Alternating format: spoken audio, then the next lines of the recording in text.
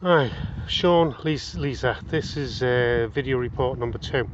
We're just in the process of carrying out the repairs to that chimney there on that corner. There's Craig standing in front of me there. Say hello, Craig. We've found a couple more broken tiles here and there, which we're in the process of replacing. That's neither here nor there. There's one on the front here close to our ladder on the way down as well. We'll deal with all of that. It's not a problem. However, we've discovered something really quite alarming, and it may be a contributory factor to that leak. And it's Craig who spotted it actually. I don't know if you can I'll just show you this where it's correct. Yeah. You look at the top row of tiles there, you can see that the very top row, which goes underneath the ridge tile, is only about 3 or 4 inches, and that's covering the joints in the tiles on the second row. Now we come to this particular part of the roof here, and this is the only part where this problem is. If you look at the length of those tiles there, those ones, the double the length they should be, which means that they're not very far underneath the ridge. Now that's not necessarily a problem in its own right, but what it does mean is that the tiles underneath it on the next row, can you superimpose a tile over that, Craig?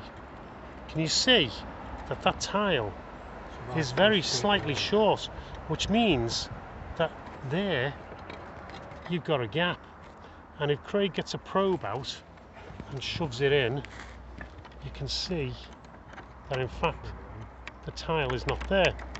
So unfortunately that's true of every single joint along there, and also along there. So every time it rains, every single one of them is leaking. Now there's a couple of different ways of dealing with this, and I'll have to speak to you about this.